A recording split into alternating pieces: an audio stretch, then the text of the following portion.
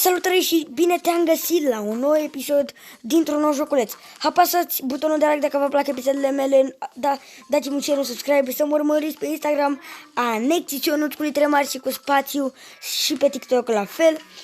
Da, să apăsați butonul like, azi ne jucăm un nou joculeț, o să vă zic imediat cum se numește, așa că apăsați butonul like dacă mai vreți alte episoade din el și alte episoade nu prea așa vreți să vă fac pentru că e dintr-un sigur episod. Jocul se numește Toca Boca și o să vedeți în cele ce urmează despre ce este vorba în Toca Boca. Știu, sună un joc de copii, dar o să ne amuzăm astăzi pe Toca Boca. Mulți dintre voi cred că le știu. Dacă se strâng 2 like-uri, facem și partea a doua, dacă o putem să mai facem partea a doua, dacă mai avem cum, dacă mai avem content pe acest joculeț să facem partea a doua, să zic așa.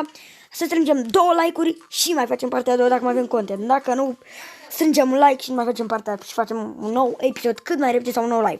Hai să dăm aici pe play. Și avem aici 3 oameni pe care putem să-i hrănim. O fată, un băiat și încă un băiat, mai 2 fan așa, mai monstruleț. Zic să începem prima oară cu Grăsanu. O să-i hrănim pe toți. Cred că o să-l hrănim doar unul și să facem 3 episoade să-i hrănim pe toți, să vedem ce reacție are. Da, pe ăsta o să-l hrănim azi și dacă o să mai facem episoade, o să-l hrănim. Ce trebuie să facem noi, o să vedeți în cele ce urmează. Ne-a deschis aici un frigider, adică o să-l închidem. Vedeți în cele ce urmează. Ne ducem aici, deschidem aici un frigider, vedem că e plin cu legume și dăm de tot în jos și o să alegem un fruct. Eu aleg din punctul meu de vedere un fruct ca asta. Jocul se numește Toca Boca, dacă vreți și voi să vă jucați. Și le punem pe farfurioară. Bam, l-am pus pe farfurie. Și dăm aici pe condimente. Și vedeți aici toate condimentele. Aici avem farfurii, dacă luăm mai multe ingrediente din frigider și să le punem pe farfurie, să fim mai civilizați, dar noi cum am luat un ingredient, punem pe farfuria din față noastră. Avem aici niște ingrediente, nu avem treabă cu farfuriile, avem treabă cu ingredientele. O să iau primul ingredient, nu știu ce e sigur, și să-i dăm pe ananasul ăsta sau ce e el, pentru că n-am nicio idee. După luăm ketchup-ul. Și după v-ați dat și voi seama despre ce e vorba în acest joculeț.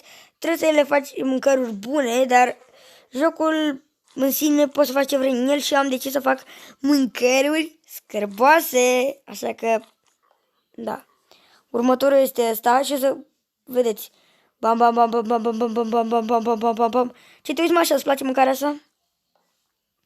Luăm și mai punem și cu din asta, mai dai și cu din asta, mai dai și cu din asta. Dacă nu-l facem noi pe ăsta să leșine, să înțepenească, punem aici o leacă de la mâie, să-i dăm tare aici pe la mâie. Mama, îl fac galben, bă, uitați-vă. Uitați-vă și voi la ala. Nu sare, îi dăm o leacă de piper. Îi dăm, dă-i cu piper aici, dă-i să-l ustore, dă-i tare. Episodul ăsta e, dar ce închis, mă, așa, ăsta îi place, mă. Și punem aici, dăm cu sare, dăm cu albeață, dăm cu zăpadă, cum s-ar zice, dăm cu zăpadă, bă, dă-i mă cu zăpadă acolo, dă-i să curcă, dă-i să pută, cum s-ar zice, cum zice unii dintre prietenii mei, așa. Gata, și mai dăm și o leacă de ketchup. Și după îi dăm cu lămâie să lăsăm înapoi galben, dar sunt 2 straturi, ketchup, lămâie și ketchup, lămâie.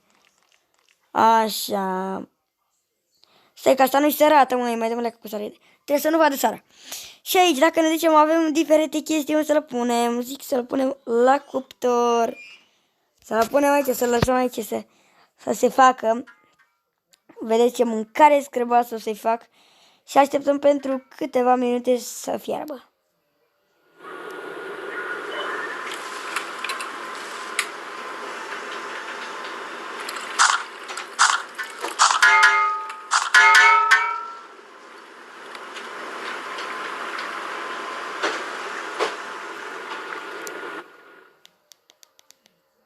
Acele minute au fost așteptate, așa că hai să vedem să-l scoatem.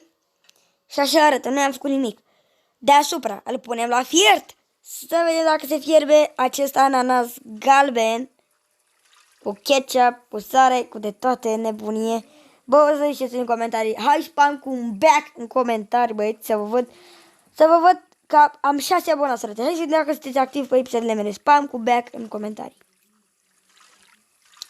Frunza aia nu prea ne interesează, că până n-am făcut nimic, ananasul în sine mă interesează. L-amestecăm aici.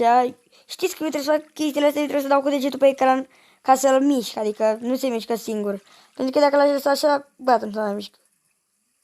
Dar dacă eu l-amestec, dăm aici pe săgeată înapoi, l-am pus în farfurie, mai avem chestii, îl băgăm la... Nu, dă-i înapoi, nu la blender. Îl punem la oală, l-am pus la oală. De ce nu? La asta, la cuptorul de pâine. Și îl băgăm alea ca aici să-l și spălăm, zic. Să-l spălăm aici. Îl băgăm acolo să se spele. Vă las.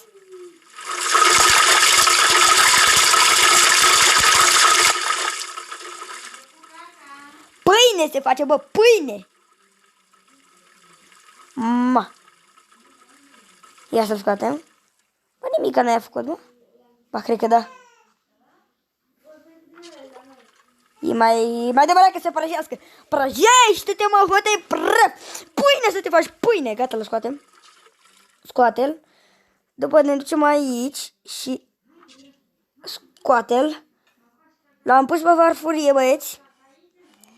Și îl băgăm la tigaie. Îl punem la tigaie, bă, cum se pune micea la tigaie. Așa punem la ananasul plin cu ketchup, cu sare, cu piper, cu tot ce vrei tu. Hai să-l amestecăm aici să iasă fum în casă, bă, să-l facem să-i pută, bă, cum s-a zis, să-i pută, bă. Gata, l-am lăsat prea mult, cred, dar mai lăsăm o leacă să-l facem așa, mai perpelit, așa, mai mare, mai așa. Să-l arde, mă, să-l facem praf. Frunza aia deja s-a ars, s-a făcut praf. Prefaceți-vă că nu vedeți, dar ananasul în sine nu s-a ars cum trebuie. Gata, s-a ars. Îl ardem de tot acum. Îl făceam jar. Hai să-l băgăm să-l tăiem. Tăiem. Și de ce îl tăiem? O să vedeți imediat. Bă, vină mă încoace, mă, ce n-ai vă faci. Ia tăiați-l. Ia faceți-l, mă, bucăți. Îl facem aici bucăți, băieți. Uitați-vă acolo pe ecran că îl fac bucăți. Bucăți să sară din tine, mă, bucăți. Se leacă cum aici. Tu. Nu vreau, mă, să taie bucăți. Taie-te, mă, bucăți, că te spar să moară Constanța. Gata, l-am tăiat, ne ducem înapoi. Avem aici ananasul tăiat. Și ultima chestie. Nu. Și ultima chestie e să-l băgăm în blender. Bum. Pune ananasul, scoate blenderul. Bum. Și-am scos apa. Acum dăm înapoi și... Nu le-a pus în blender, mă?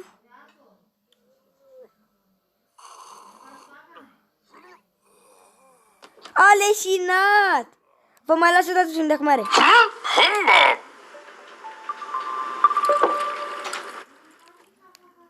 O să-l mai fac unul. Stați aici.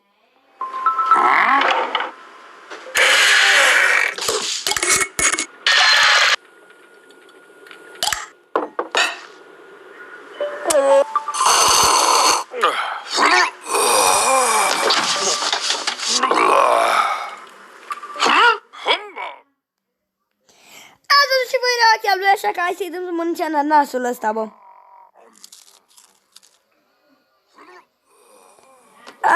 Deci leșină, mă. Mai. Îl dăm cu frunză, bă, îl dăm cu frunză,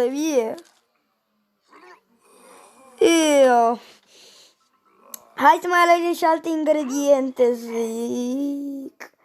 Un pepene, unul din ăsta. Unul din ăsta și unul din ăsta și unul din ăsta și unul din ăsta.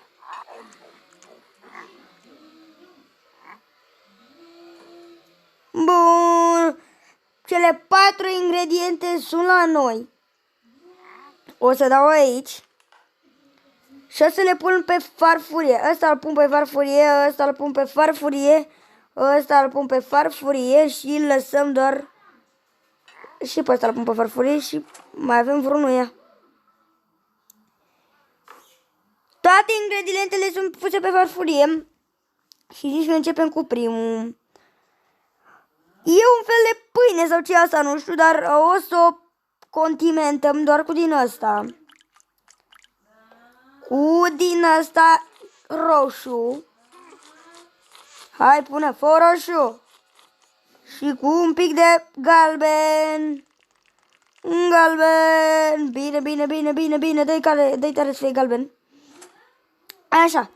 Acum îl punem la cuțitat. Treci mă la cuțitat. Treci mă să te tai cu cuțitul că te sparge, mă. Pac. Gata, l-am tăiat în două, am vrut să-l tai.